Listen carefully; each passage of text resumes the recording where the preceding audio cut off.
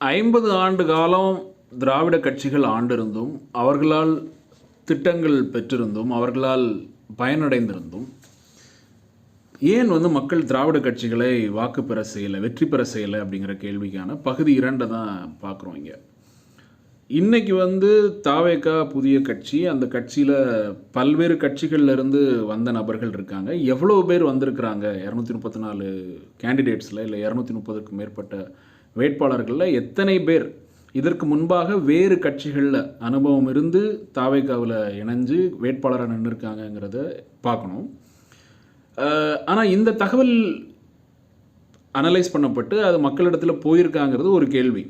ஆனால் இன்றைக்கு, அதாவது 50 ஆண்டு காலமாக இருக்கக்கூடிய திமுக, அதிமுக, தேசிய கட்சிகளாக இருக்கட்டும், அதில் அன்றைக்கு இருந்த இளம் வீரர்கள், இளம் வேட்பாளர்கள் தங்கள் குடும்பத்தினருக்குள்ளேயே குடும்பத்திற்கான வளர்ச்சியாகவே அரசியல் பயணத்தை எடுத்துகிட்டு போகிறாங்களா அப்படிங்கிறத மக்கள் பார்க்குறாங்கன்னு நான் கருதுகிறேன்.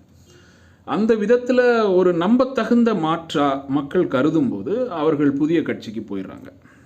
இது ஒரு பார்வை. பல்வேறு காரணங்களில் இது ஒரு முக்கிய காரணமாக இருக்கலாம்.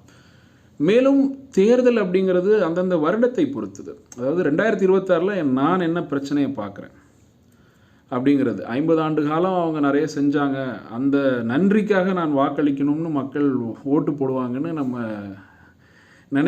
நினைக்க முடியாது என்று நான் நினைக்கிறேன். அடுத்த 5 காலத்தை பற்றி தான் இந்த தேர்தல். அப்போ போன 5 ஆண்டுகளையே எந்த அளவுக்கு மக்கள் மனதில் வைப்பாங்க அப்படிங்கிறது தெரியல. அதுலேயும் 50 ஆண்டு காலத்தை அவங்க மனதில் வைத்து கொண்டு வாக்களிக்கணும் அப்படிங்கிறது ஒரு பக்கம். இன்றைக்கும் தேர்தலில் நிறுத்தப்படுகிற வேட்பாளர்கள் நிறைய இடங்களில் நம்ம விமர்சகர்கள் பேசுகிறத பார்க்குறோம்.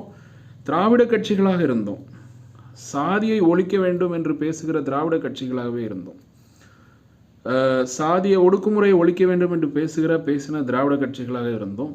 சாதிய கண்ணோட்டத்திலேயே, சாதிய அடிப்படையிலேயே வேட்பாளர்களை நிறுத்துகிறார்கள் அப்படின்னு விமர்சகர்கள் பேசுகிறதெல்லாம் பார்க்குறோம். மக்கள் இதெல்லாமே கூட பார்த்துட்டு தான் இருக்காங்க. அப்படி இருக்கும்போது ஒரு புதிய கட்சி, ஒரு நம்பத்தகுந்த மாற்று வருது அப்படின்னு நினைக்கும் போது அவங்க அங்கே போக முயற்சிக்கிறாங்க அப்படின்னும் நம்ம பொருள் கொள்ளலாம்.